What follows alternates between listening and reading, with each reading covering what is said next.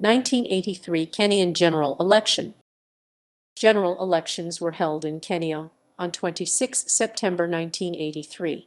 At the time, the country was a one-party state, with the Kenya African National Union having been made the sole party the previous year, though the country had been a de facto one-party state since 1969.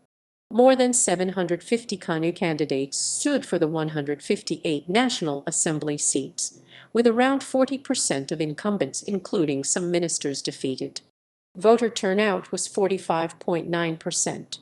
Although the post of President of Kenya was due to be elected at the same time as the National Assembly, Arap Moi was the sole candidate and was automatically elected without a vote being held. Following the elections, a further 12 members were appointed by President Moi. Results == references ==